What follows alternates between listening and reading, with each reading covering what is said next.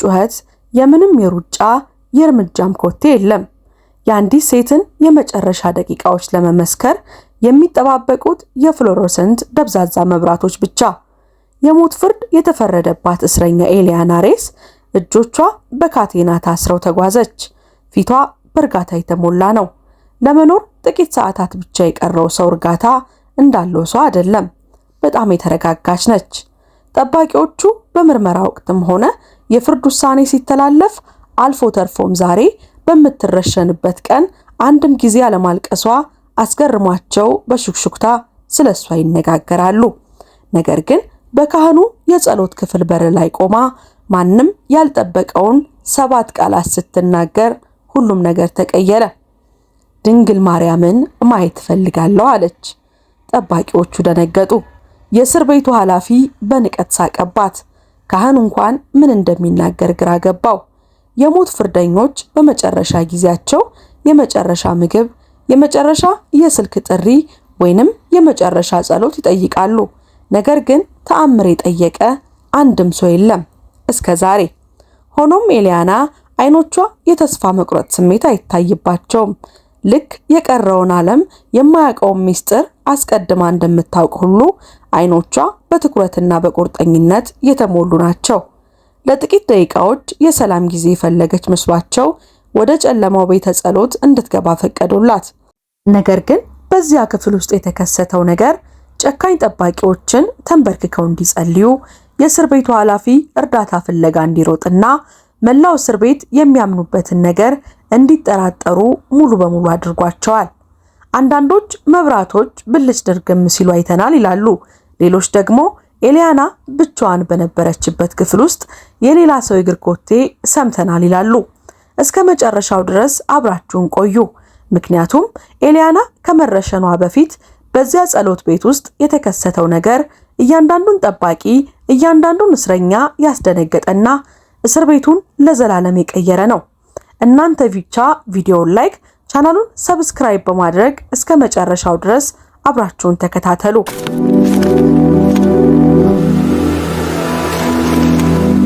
ኤሊያና ማሪያ ሬስ በሞት ፍርደኞች ክፍል ውስጥ መገኘት የለባትም ነበረ። ቢያንስ ከዚህ ቀደም የሚያውቋት ሰዎች ሁሉ የሚናገሩት ይህንኑ ነው። እርሷ ቅዳሜና እሁድ በእንስሳት መጠለያዎች ውስጥ በበጎ ፈቃደኝነት የምታገለግል፣ ለአረጋውያን ጎረቤቶቿ የቤት ውስጥ ሾርባ የምታደርስና በቅድስት ካትሪን ካቶሊክ ቤተክርስቲያን የእሁድ ቅዳሴ አንድም ቀን አምልጧት የማያውቅ አይነት መልካም ሴት ነበረች። ነገር ግን ሕይወት በጣም የዋህ የሆኑትን ነፍሳት እንኳን የመስበር የራሷ መንገድ አላት። ነገሩ የጀመረው ከ3 ዓመት በፊት በአንድ ማክሰኞ ምሽት ነበረ። ኤሊያና ስደተኞችን በማንበብና መጻፍ ከምታስተምርበት የማህበረሰብ ማዕከል ስራዋ ወደ ቤት እየነዳች ነበረ። ነገር ግን በዚያ ምሽት ዝናቡ በኃይል ይዘንብ ስለነበር መንገደኞቹ ያንሸራትታሉ፣ እናም አደገኛ ነበሩ። የቀይ መብራቱን ጥሶ የመጣውን መኪና አላየችውም ነበር። ግጭቱ መኪናዋን በመገናኛ መንገድ ላይ እንዲሽከረከር አደረገው። ኤሊያና በመጨረሻ አይኖቿን ስትከፍት መኪናው ተገልብጦ እርሷ ተዘቅዝቃ ተንጠልጥላ ነበረ። ከግንባሯ ላይ ደም ይፈሳል። ግራ እጇ ባልተለመደ አቅጣጫ ተጠምዝዞ ነበረ። ነገር ግን የከፋው ክፍል ይህ አልነበረም። እጅግ የከፋው ነገር ሌላኛው መኪና ከስልክ እንጨት ጋር ተጋጭቶ ተኮመትሮ አየችው። በውስጡ ከትምህርት ቤት ተውኔት እየተመለሱ የነበሩ አንድ ቤተሰብ፣ እናት፣ አባትና የ8 ዓመት ሴት ልጃቸው እንዳሉ ማወቋ ነበረ። ኤሊያና ተረፈች፣ እነርሱ ግን አልተረፉም። ከዚያ በኋላ የተካሄደው ምርመራ ሕይወቷን በየክፍሉ አፈራረሰው። የትራፊክ ካሜራዎች ተበላሽተው ነበረ። ምስክሮች እርስ በርሳቸው የሚጋጭ ምስክርነትን ሰጡ። በቤተ ሙከራ ስህተት ምክንያት የሌላኛው አሽከርካሪ የደም አልኮል በመጠን በአግባቡ አልተመረመረም ነበረ። ነገር ግን ኤሊያና ለከባድ ህመም ማስታገሻ የሚሆን የታዘዘላት መድኃኒት እየወሰደች ነበር። ይህ መድኃኒት ደግሞ የእንቅልፍ ስሜት የሚያመጣ ነበረ። ይህ ለከሳሹ አቃቢ ሕግ በጣም በቂ ነው። ኤሊያና በመሪው ላይ ያለች እንቅልፍ ወስዷት የ3 ንጹሃን ሰዎችን ህይወት ለቀጠፈችው አደጋ ምክንያት ሆናለች አሉ። በእያንዳንዱ የፍርድ ቤት ችሎትና በእያንዳንዱ ይግባኝ ንጹህነቷን አጥብቃ ተናገረች። በእስር ቤቷ ውስጥ በየዕለቱ እንቅልፍ በሌላቸው ምሽቶች ሁሉ ተሟገተች። ነገር ግን ማስረጃዎቹ ምንም እንኳን ሁኔታዊ ቢሆንም ዳኞች ችላ ሊሉት የማይችሉትን ስዕል ሳሉ።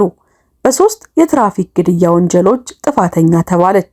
በፍርድ ቤቱ ውስጥ ብዙ አሳዛኝ ሁኔታዎችን ያየው ጠንካራው ዳኛ ሃሮልድ ሞሪሰን የወንጀሉን ከባድነትና የ3 ውድ ሕይወቶችን የዛችን የሕፃን ንጹሕ ልጅ ጨምሮ ጥፋቱን ከግምት ውስጥ በማስገባት ምናልባትም የሐዘኔታ ሊሆን በሚችል ስሜት ኤሊያናን ወደ ታች እየተመለከታት በመርፌ በሚሰጥ መርዝ የሞት ፍርድ ፈርጄብሻለሁ አላት።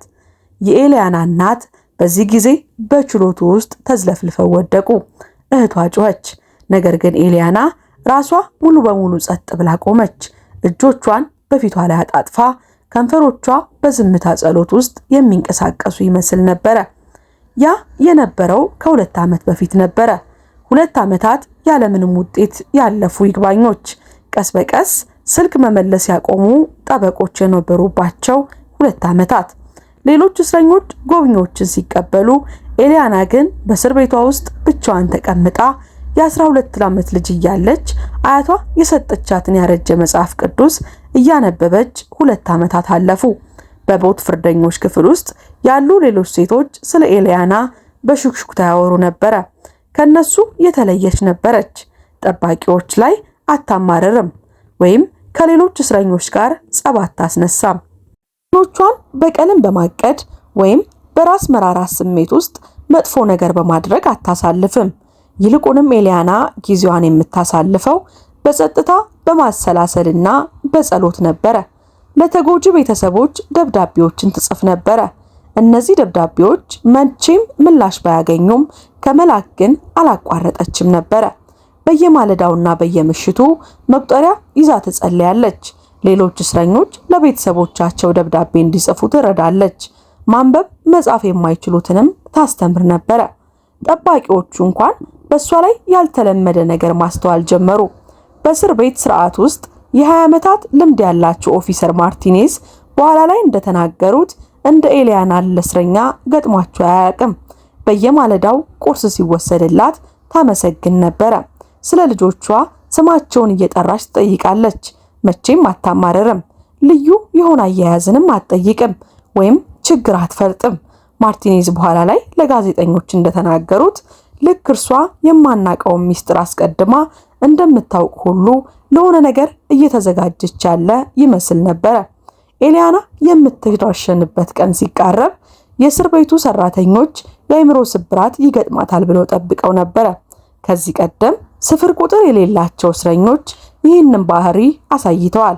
በእንቢተኝነት ይግባኝ ሲሉ የነበሩ ጠንካራ ሰዎች እውነታው ሲቃረብ የሚሞቱበት ቀን ሲደርስ በድንገት ፍርሃት የዋጣቸው ሕፃናት ይሆናሉ። ጸጥተኞቹ ደግሞ ወደ ተስፋ መቁረጥ በመግባት እጅግ አስቸጋሪ ይሆናሉ።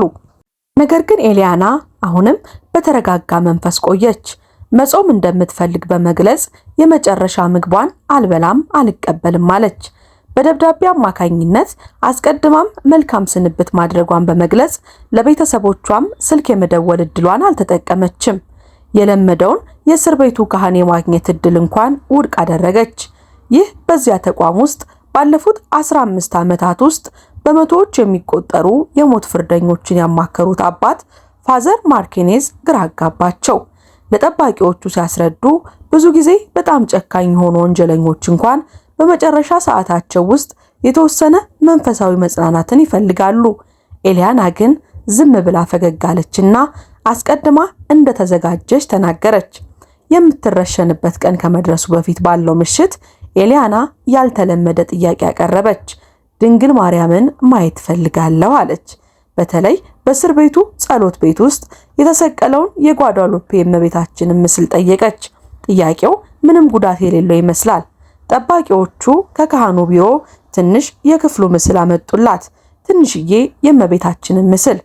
ኤሊያና የእመቤታችንን ፎቶ በእጆቿ አድርጋ ይዛ የማርያምን የተረጋጋ ፊት ጠባቂዎቹን ባልተመቸ ሁኔታ ውስጥ በሚከት መልኩ በጥልቀት ትመለከት ነበረ። አመሰግናለሁ፣ በቅርቡ እንገናኛለን ስትል በሹክሹክታ ተናገረች። በወቅቱ እሷ ለነሱ ያወራች መስሏቸው ነበረ፣ ግን ተሳስተዋል። ኤሊያና ከመረሸኗ በፊት አንድ ያልተለመደ ነገር ሊፈጠር ነበረ። የእስር ቤቱ ሰራተኞች የተለመደውን ተግባራቸውን አከናወኑ። ነገር ግን በአየር ውስጥ ማንም ሊረዳ ያልቻለው ውጥረት ነግሶ ነበረ። ካህኑ ኤሊያና ስለ መንፈሳዊ ምክር ሐሳቧን ትቀይር ይሆናል በሚል ቀድመው ደረሱ። ጠባቂዎችም የመጨረሻዎቹን ሕጎች ደመደሙ። የሕክምና ባለሙያዎቹ መሳሪያቸውን በክሊኒካዊ ትክክለኝነት አዘጋጁ። ነገር ግን ማናቸውም ኤሊያና ልትጠይቅ ላሰበችው ነገር ዝግጁ አልነበሩም። ኤሊያና እነዚያን 7 ቃላት ስትናገር በኮሪዶሩ ውስጥ ያለው ዝምታ የሚያስደነግጥ ሆነ።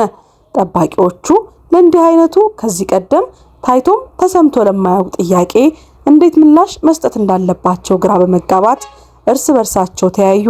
በስራ ዘመናቸው 43 የሞት ፍርዶችን የተከታተሉት ዋርደን ቶምፕሰን በፊታቸው ላይ የመጨማደድ ምልክት እየታየባቸው ወደፊት ቀረቡ።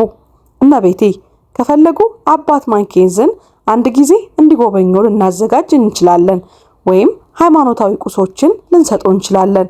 ነገር ግን ድንግል ማርያምን ማየት ስትይ ምን ማለት ሆነው እርግጠኛ አይደለሁም አሉ። የኤሊያና ድምፅ ጽኑ፣ ሙሉ በሙሉ ሰላማዊ ነበረ። በቤተ ጸሎት ውስጥ የጓዳሉፔ የእመቤታችን ሐውልት አለ። በእግረኛ መንገድ ሲወስዱኝ በበሩ በኩል አይቼዋለሁ። የምጠይቀው 5 ደቂቃም ብቻ ነው። ደንቡ ይህንን አይፈቅድም። አንድ ሰው ሊረሸን ጥቂት ደቂቃዎች በፊት ሃይማኖታዊ ሐውልትን መጎብኘት የሚል እስረኛ የሚሆን መመሪያ አልነበረንም አሏት። ኦፊሰር ማርቲኔዝ ባልተመቻቸ ሁኔታ ተንቀሳቀሰ። ዋርደንም ይህ ያልተለመደ ነው አለ።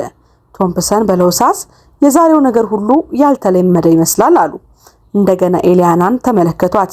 በፊቷ ላይ ማንኛውም የማታለል ወይም የመስገብገብ ምልክት ፈለጉ። ይልቁንም ከማንኛውም ቁጣ ወይም ልመና በላይ ያጣቸውን ነገር አገኙ። ፍጹም ሰላም። 5 ደቂቃ አሏት በሙሉ ጥበቃ። ወደ ጸሎት ቤቱ የሚደረገው ጉዞ ማለቂያ የሌለው መሰለ። የኤሊያና ሰንሰለቶች በሚያብረቀርቁት የኮንክሪት ወለሎች ላይ በቀስታ ይጋጫሉ። 4 ጠባቂዎች ከበዋታል። የጫማ ኮቴ በተቋሙ ውስጥ ባሉ ግድግዳዎች ሁሉ ላይ ደጋግሞ ያስተጋባል። ሌሎች እስረኞች ፊታቸውን ከእስር ቤት መስኮቶች ጋር አስጠግተው ሰልፉን በጉጉት በፍርሃት ይመለከታሉ።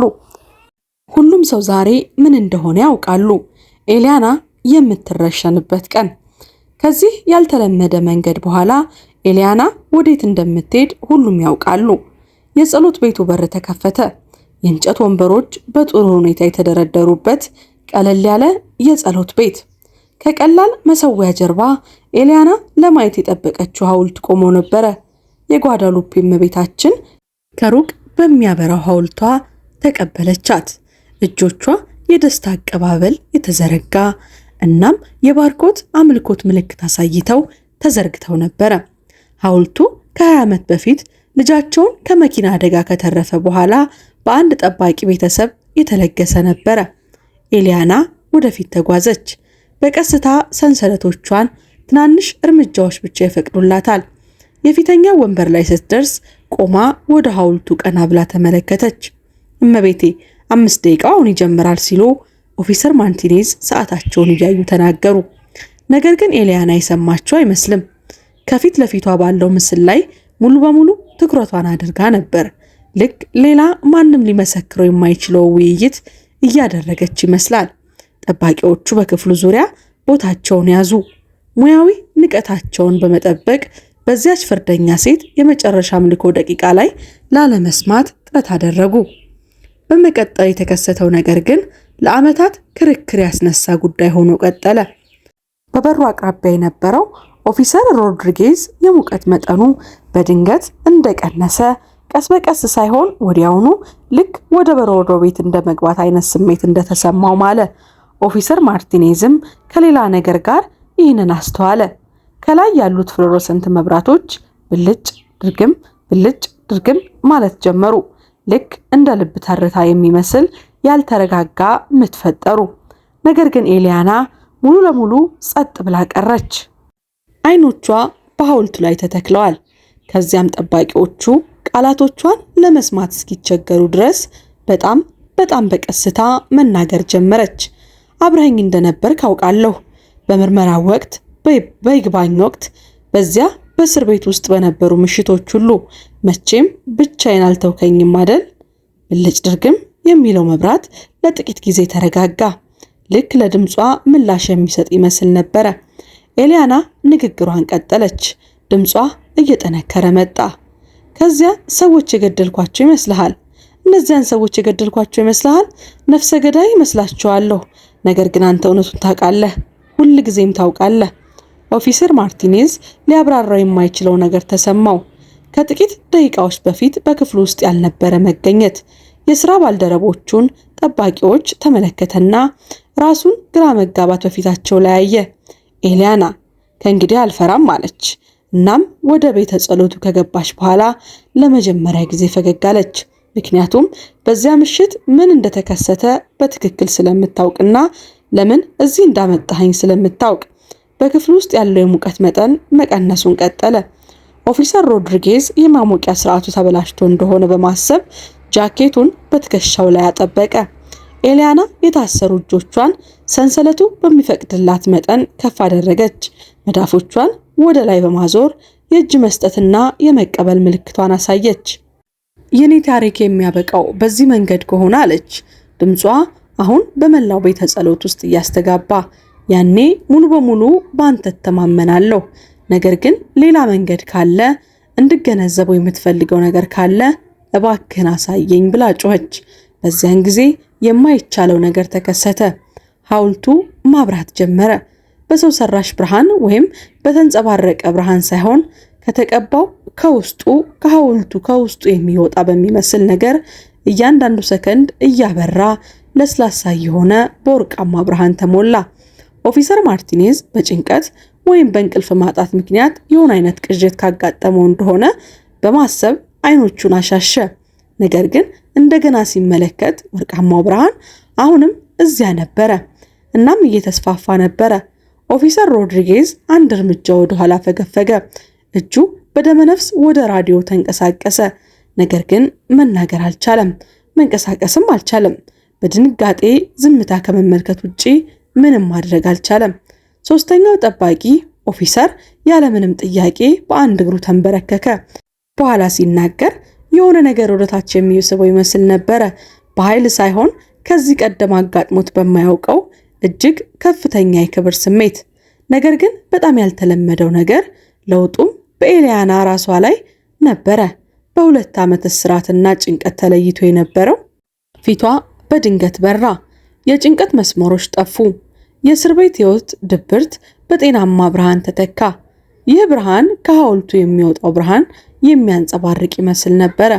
ከዚያም አንድ ሰው በቀጥታ በእያንዳንዱ ጠባቂ ጆሮ ውስጥ እንደተናገረው ሁሉ ለቀረው ሕይወታቸው የሚከተሉትን ቃላት ሰሙ። እርሷ ንጹህ ናት። ድምፁ የሴት ነበረ፣ ሞቅ ያለ እናም ምንም አይነት ጥርጣሬን የማይተው ስልጣን የነበረው። አሁንም ተንበርክካ እጆቿን ወደ ላይ ካነሳችው ኤሊያና የመጣ አልነበረም። በክፍሉ ውስጥ ካለ ከማንኛውም ቦታ የመጣ አልነበረም።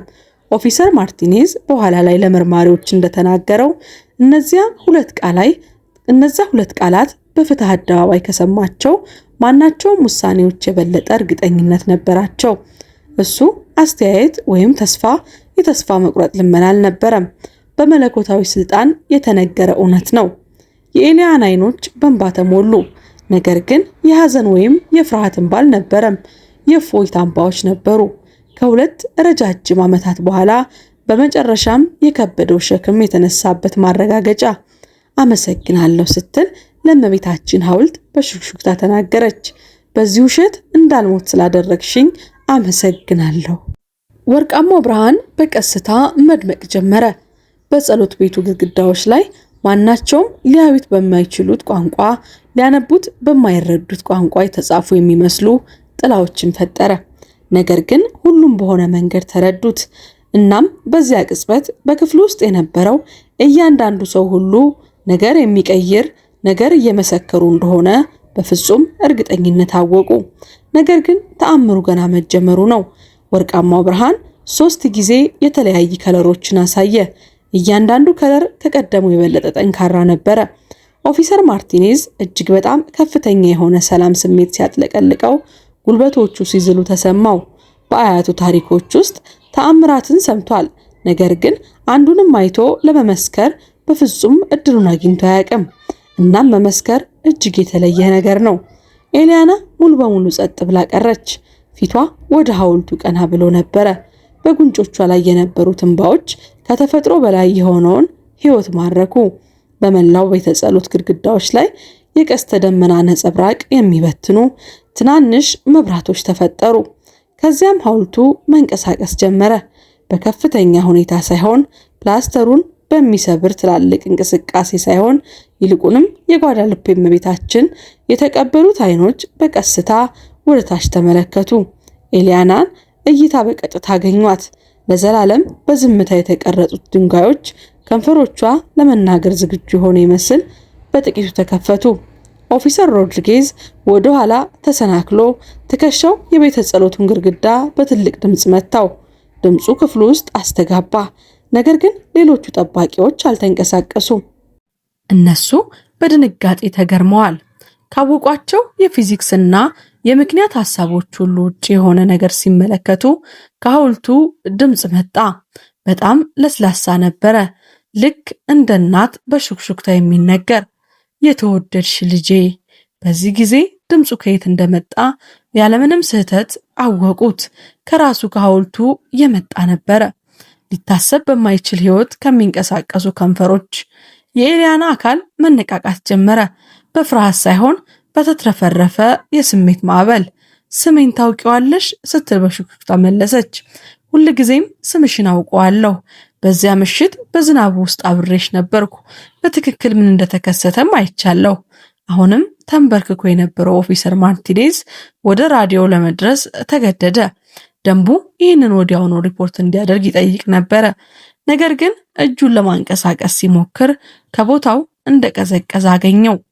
በኃይል ሳይሆን ይህ ቅጽበት ከማንኛውም ምድራዊ ስልጣን በላይ ቅዱስ መሆኑን በተረዳ ጊዜ ጥልቅ ግንዛቤን ወሰደ። የሐውልቶቹ አይኖች ኤሊያናን ብቻ ሳይሆን በክፍሉ ውስጥ ያለውን እያንዳንዱን ሰው የሚያቃጥሉ ይመስላሉ። ያ እይታ በኦፊሰር ማርቲኔዝ ላይ ሲያርፍ የሰራቸው ስህተቶች ሁሉ፣ የተናገራቸው ጨካኝ ቃላቶች ሁሉ፣ የጥርጣሬ ጊዜያቶች ሁሉ በአንድ ጊዜ ይታየውና ተሰረዘለት። ድምፁ አሁንም ለኤሊያና መናገሩን ቀጠለ። ነገር ግን ሁሉም እንዲሰሙት በሚያስችል ድምፅ ሌላኛው አሽከርካሪ ከምርመራው ውጤት ላይ ሰክሮ ነበረ። ማስረጃው ተጭበረበረ። ገንዘብ ለእጅ በእጅ ተለዋወጡት። እውነት ተቀብሮ ፍትህ ተሸጠች አለች። የኤሊያና ሰንሰለቶች በድንገት በእጇ ዙሪያ ቀለሏት። ወደ ታች ተመለከተች፣ ተነፈሰችም። የብረት ካቴናዎቹ አልተከፈቱም ነበር። ነገር ግን በሆነ መንገድ እንቅስቃሴዋ እንዲገደብ አልሆነም። እንደፈለገች መንቀሳቀስ ቻለች።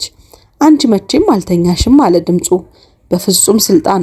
ግጭቱን ለማስወገድ ነው መኪናውን ያዞርሽው እንጂ ለነሱ ምክንያት ለመሆን አይደለም። ልታድኛቸው ሞክረሻል። ኦፊሰር ሮድሪጌዝ ምንም እንኳን እንደ ሹክሹክታ ቢሆንም ድምፁን ሰምቷል። ይህ ሊሆን አይችልም። ሐውልቶች አይናገሩም፣ አይንቀሳቀሱም አለ። የእመቤታችን የተቀቡ አይኖች ወሰን በሌለው ሐዘን ወደ እርሱ ዞሩ። ኦፊሰር ሮድሪጌዝ፣ ማሪያ፣ ሶፊያ እና ገና 6 ዓመት የሆናት ትንሿ ካርመን የተባሉ 3 ሴት ልጆች አሉ አይደለ? በየምሽቱ ከስራ በፊት ለደህንነታቸው ትጸልያለህ። የሮድሪጌዝ ፊት ገረጣ። የልጆቹን ስም ለእስር ቤቱ ለማንም ተናግሮ አያውቅም ነበረ። የቤተሰቡ ሕይወት ከስራው ሕይወት ለይቶ ሙሉ በሙሉ ለመጠበቅ ይሞክራል። ፎቶግራፋቸውን እንኳን ወደ ስራ አምጥቶት አያውቅም ነበረ። እንዴት ልታውቂ ቻልሽ ሲል እየተንተባተበ ጠየቀ። ምክንያቱም እያንዳንዱን ጸሎት ሰማለሁ ልጄ። ልክ በየምሽቱ በእስር ቤቷ ውስጥ የኤሊያናን ጸሎት እንደሰማሁት ሁሉ ልክ ይህንን ቅጽበት ለ2 ዓመታት ስዘጋጅበት እንደነበርኩት ሁሉ የሁሉንም ሰው ጸሎት ሰማለሁ ልጄ አለች። ወርቃማ ብርሃን መስፋፋት ጀመረ። በሐውልቱ ላይ ብቻ አልተገደበም፣ በመሰዊያው ላይ ተስፋፋ። ቀላሉን የእንጨት መስቀልና ቄሱን እዚያ የተተወውን ያረጀ መጽሐፍ ቅዱስ ሁሉንም አበራ። በግድግዳዎቹ ላይ ተንቀሳቀሰ። ከሱ ፊት የሚሸሹ የሚመስሉ ጥላዎችን አባረራቸው። ኤሊያና ምንም እንኳን በሰንሰለት ብትሆንም እንቅስቃሴዋ ቀላል ሆነ። በቀስታ ቆመች። አሁን ምን ይሆናል እመቤቴ? አሁንም በ30 ደቂቃ ውስጥ ሊረሽኑኝ ነው። ይግባኝ አልቋል። እዚህ ምን እንደተከሰተ ማንም ሰው አያምንም። የሐውልቱ ገጽታ የበለጠ ቁርጠኛ እየሆነ መጣ። ሰማይ ጣልቃ ሲገባ እውነት የራሱ መገለጫ መንገድ አለው ልጄ። ነገር ግን መጀመሪያ ይቅር ማለት አለብሽ። ማንን ነው ይቅር የምለው እመቤቴ? ሁሉንም፣ በውሸት ላይ ክሱን የገነባውን ስምሽን፣ ሁሉንም፣ ዝም ያሉትን ምስክሮች፣ ለአንቺ ያላገለገለሽን ስርዓትና ከሁሉም በላይ ደግሞ ራስሽን ለተሸከምሽው ጥፋተኝነት ሁሉንም ይቅር በይ አለች። ኤሊያና አይኗን ጨፈነች። እንደገና ስትከፍተው በፊቷ ገጽታ ላይ መሰረታዊ የሆነ ለውጥ ታይቶ ነበረ።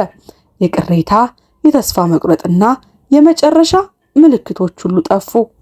ከውስጥ በሚያበራ መረጋጋት ተተኩ። ሁሉንም ይቅር ብያለሁ። እያንዳንዱን ቅሬታ፣ እያንዳንዱን ቁጣ፣ እያንዳንዱን ቅጽበት፣ እያንዳንዱን የበቀል ፍላጎት ለቅቄያለሁ። እኔ ነፃ ነኝ አለች። እነዚያ ቃላቶች ከከንፈሮቿ በወጡበት ቅጽበት የጸሎት ቤቱ በር በድንገት ተከፈተ። ዋርደን ቶምፕሰን በበሩ ላይ ቆሞ ነበረ። ፊታቸው ቀልቷል። እናም ትንፋሻቸው ፈጣን ነው። እየሮጡ ነበረ። ከእርሳቸው ጀርባ አባት ማክቤንዚ፣ የፍርድ ቤት ዘጋቢና ኤሊያና የማታውቃት ሴት፣ ውድ ልብስ የለበሰችና ቦርሳ የያዘች ሴት ቆማለች። ወርቃማው ብርሃን በሥራ ዘመናቸው ከእውነታዎች ጋር ላለፉት ሰዎች እንኳን የማይካድ ነበረ። ሐውልቱ በሕይወት የሚመጣ ይመስላል። እናም አየሩ ራሱ ከሰው ልጅ ግንዛቤ በላይ እንደሆነ ይታያል። አምላኪ ሆይ! አባት ማክቤንዚ በሹክሹክታ ተናገሩ። በበሩ ውስጥ እንደገቡ ተንበርክከው በትክክል የተከሰተ ነው። ቦርሳ የያዘችው ሴት ከተፈጥሮ በላይ በሆነው ድባብ ያልተነካች መስላ ወደፊት ቀረበች። ወይዘሮ ሬስ፣ ስሜ ሳራቼን ይባላል። ከግዛቱ ጠቅላይ አቃቤ ሕግ ቢሮ የመጣው የምርመራ ጋዜጠኛ ነኝ።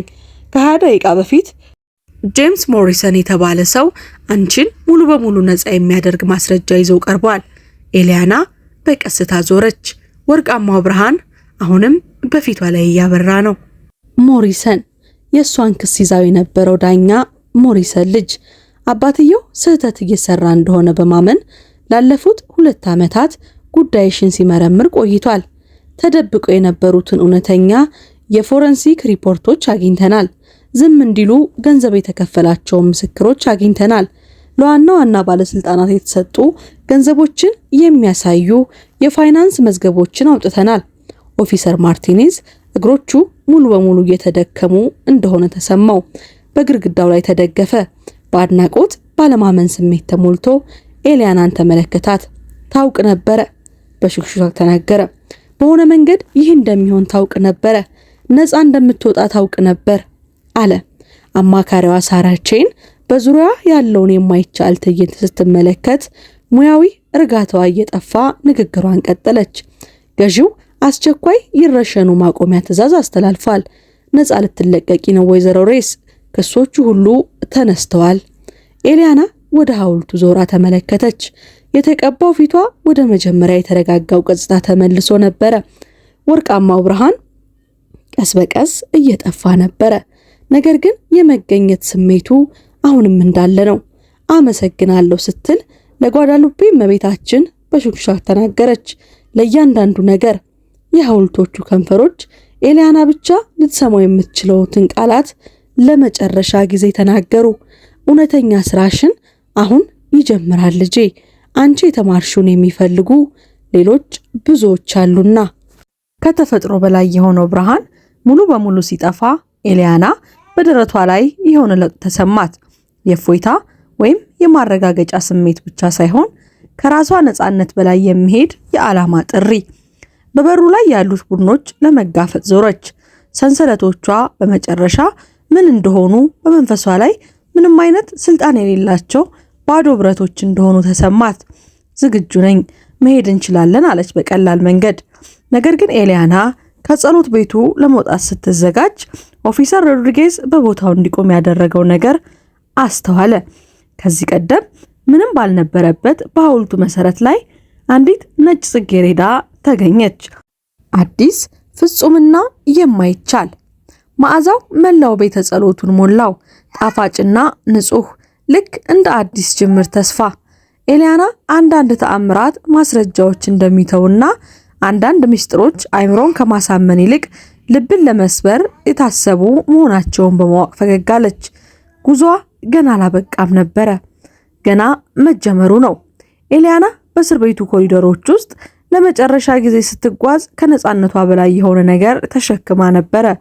ሰዎች ስለ ፍትህ፣ እምነትና ስለ መለኮታዊ ጣልቃ ገብነት ኃይል የሚያምኑበት ነገር ሁሉ የሚፈታተን ታሪክ።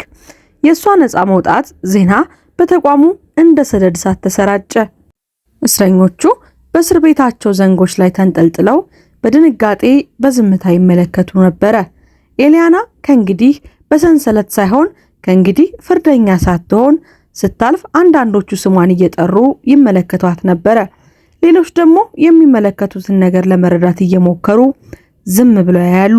ነገር ግን በጣም በጥልቀት የተነኩት ጠባቂዎቹ ነበሩ። እነዚህ በብርድ እውነታዎች፣ በኮንክሪት ማስረጃዎችና በማይናወጥ መመሪያ ላይ ስራቸውን የገነቡት ወንዶችና ሴቶች በጥቁርና ነጭ ጥፋተኛና ንጹህ ቅጣት ፍትህ ላይ ይሰራሉ። በጸሎት ቤቱ ውስጥ የተመለከቱት ነገር እነዚያን እርግጠኝነቶች ሙሉ በሙሉ አፈራረሳቸው። ኦፊሰር ማርቲኔዝ ወደ መውጫው ሲያመሩ ከኤሊያና ጎን ይጓዙ ነበረ። አይምሮም አሁን ካየው ነገር ሁሉ የተነሳ እየተናወጠ ነበረ። የ20 ዓመታት አገልግሎት በስርዓቱ ውስጥ የተስተናገዱ በሺዎች የሚቆጠሩ እስረኞችና ምንም ነገር ለዚህ ቅጽበት አላዘጋጃቸውም ነበረ። ኤሊያና አላት በቀስታ ወደ ተቋሙ ከመጣች በኋላ ለመጀመሪያ ጊዜ የመጀመሪያ ስሟን በመጠቀም እዚያ ውስጥ ያጋጠመሽ ነገር ሁላችንም የምንመሰክረው ነገር ነው። ነገር ግን እንደዚህ ያለውን ነገር እንዴት ታስረጃዋለሽ? አላት። ኤሊያና በቀስታ ፈገግ ብላ አይኖቿ አሁንም በጸሎት ቤቱ ውስጥ ያለፈውን ሰላም ምልክት ይዘዋል። ተአምራት እንድናስረዳ እንጂ እንድንናገር የተፈለገ አይመስለኝም ኦፊሰር፣ በእነሱ እንድንለወጥ ነው የተፈለገው አለችው። የአስተዳደር ቢሮ ወረቀቶች ባልተለመደ ፍጥነት ሁሉም ነገር አለቁ። ሳራ ቼን ከግዛቱ ባለስልጣናት ጋር ስታስተባብር፣ አባት ማርኬንዚ ግን በድንጋጤ ዝምታ ተውጠው ወርቃማ ብርሃን ከበሩ ስር እንደሚፈስ በማሰብ በተደጋጋሚ ወደ ጸሎት ቤቱ ይመለከቱ ነበረ። ዋርደን ቶምፕሰን የነፃ መለቀቂያ ሰነዶችን በሚንቀጠቀጡ እጆቻቸው ገመገሙ። በ37 ዓመታት የእስር ቤት አስተዳደር ውስጥ የፍርድ ውሳኔያቸው የተሻረላቸው እስረኞች ሲለቀቁ አይተዋል። ነገር ግን ይህ የተለየ ነበረ። ስለ ህጋዊ ቴክኒኮች ወይም ስለ አዲስ ማስረጃ ብቻ አልነበረም።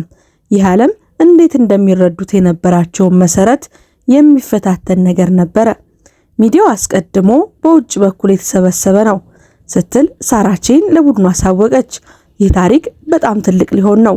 የሞት ፍርደኛ እስረኛዋ ከመረሸኗ ጥቂት ደቂቃ በፊት ድንግል ማርያምን አየኋት ካለች በኋላ ነፃ ተለቀቀች። በሀገሪቱ ውስጥ ያለ እያንዳንዱ የዜና ማሰራጫ ቃለ መጠይቅ ሊያደርግልሽ ይፈልጋል። ኤሊያና በጥልቀት አሰበች። እናም ስለ ዲቴክቲቭ ሞሪሰን፣ ስለ ዳኛዋ ሞሪሰን ልጅ ላገኘው ፈልጋለሁም አለች። በውጭ በኩል እየጠበቀች ነው ስትል ሳራ መለሰችላት። ይህንን በግል በማየት እንዳለበት ተነግሯታል። የ26 ወራት ምርመራና በመጨረሻም ዛሬ ከቀኖች ሁሉ በዚህ ቀን ለመምጣት ድፍረቱን አገኘ። አስቂኝነቱ በክፍሉ ውስጥ ላለ ለማንም አልጠፋውም ነበረ። ኤሊያና የሞት ፍርድ የፈረደባት የዳኛው ልጅ በመጨረሻም ንጽህናዋን ያረጋገጠው ሰው ሆነ።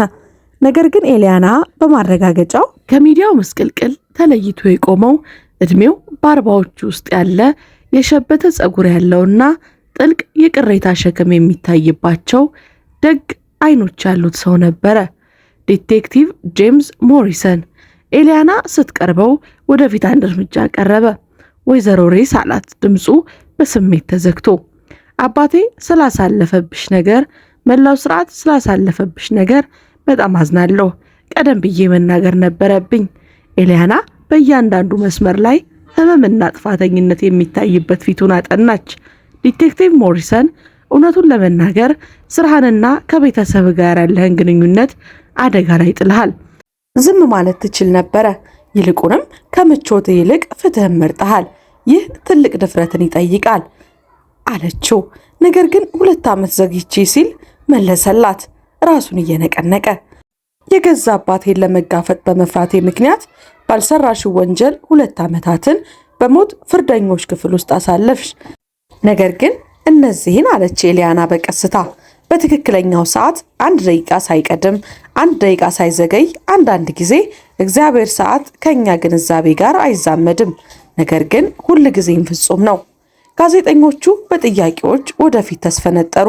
ነገር ግን ኤሊያና ለዝምታ እጇን አነሳች። ስብስቡ ትልቅ ነገር ሊከሰት እንደሆነ በማሰብ ጸጥ አለ። ከ2 ዓመታት በፊት ባልሰራሁት ወንጀል ጥፋተኛ ተብዬ ነበር ስትል ጀመረች። ድምጿ በግልጽ በስብስቡ ውስጥ እያስተጋባ። የ3 ንጹሃን ሰዎች ሕይወት ለቀጠፈው አሳዛኝ አደጋ የሞት ፍርድ ተፈርዶብኝ ነበረ። ለ24 ወራት ባልሰራሁት ነገር እንደምሞት እያወቅኩ ኖርኩኝ። ቆም አለች። ወደ አስቀመጥኳት ነገር በመጨረሻ ታላቁ መንፈሳዊ መነቃቃት ቦታ ወደ ሆነው የእስር ቤት ግድግዳዎች መለስ ብላ ተመለከተች። ነገር ግን ዛሬ በፊታቸው የቆምኩት እንደ ፍትህ ማጣት ሰለባ ሳይሆን ከማንኛውም የሰው ልጅ ስርዓት የበለጠ ኃይል ላለው ነገር እንደ ምስክር ነው። እዚህ የቆምኩት እውነት ለዘላለም ዝም ሲለኝ የማይቻል ድምፅ ስላለው ነው። ምክንያቱም ፍቅር ከውሸት ይበልጣል። ምክንያቱም አንዳንድ ጊዜ ተስፋ ሁሉ ጠፍቷል ብለን ስናስብ ተአምራት በትክክል የሚከሰቱት ያኔ ነው። አንድ ጋዜጠኛ ከስብስቡ ውስጥ ጮኸ። ኤሊያና በእስር ቤቱ ውስጥ ያሉ ምንጮች ነፃ መለቀቅሽን ከመታወጁ በፊት ድንግል ማርያምን አየሁ ማለትሽን እንደተናገሩ ሰማን። ስለዚህ ልትነግሪን ትችያለሽ አላት። ኤሊያና አሁንም ደካማ ወርቃማ ብርሃን እንደምታይ እርግጠኛ ወደሆነበት ወደ ጸሎት ቤቱ መስኮት ተመለከተች። በዚያ እስር ቤት ውስጥ በጣም በተተኩበት ጊዜ እንኳን መቼም ቢሆን ብቻዬን እንዳልነበርኩ ልነግራችሁ እችላለሁ።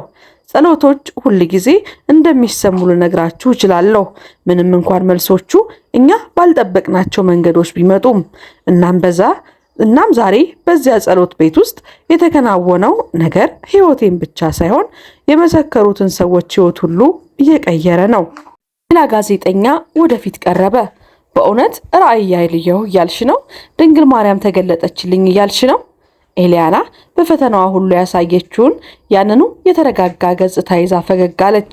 መለኮታዊ ነገር አንዳንድ ጊዜ ሊብራራ በማይችል ሊለማመድም በሚችል መንገድ ወደ ዓለማችን እንደሚገባ እያወቅኩኝ ነው። እናም ሲገባ የነካነውን ሁሉ ይለውጠናል አለች። ከኤሊያና ጀርባ መጥቶ የነበረው ኦፊሰር ማርቲኔዝ ሳይታሰብ ወደፊት ቀረበ። በዚያ ለተሰበሰቡ ሰዎችም ሲናገር ድምፁ ይንቀጠቀጥ ነበረ።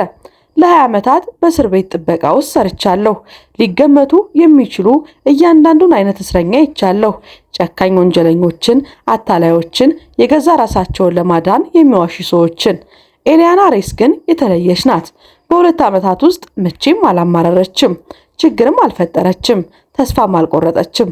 እና ዛሬ በዚያ ጸሎት ቤት ውስጥ ለተቀረጸው የህይወቴ የሚሸከመው የምመሰክረው ነገር አለ። ትክክለኞቹን ቃላት ለማግኘት እየታገለ ቆማለና ሐውልት በህይወት ሲንቀሳቀስ አየሁ። ምንም አይነት ምድራዊ ፍርድ ቤት ሊስተካከለው በማይችል ስልጣን ድምፅ እውነት ሲናገር ሰማሁ። በዚያ ክፍል ውስጥ ንጹህ ፍቅር የሆነ መገኘት ተሰማኝ። እናም ሰማይ ራሱ የአንዲትን ንጽህና ሴት መረሸን ለመከላከል ጣልቃ ሲገባ ተመለከትኩኝ። ሁሉንም በአይኔ አይቻለሁ አለ። ኤሊያና በስተመጨረሻ ነፃ ወጣች።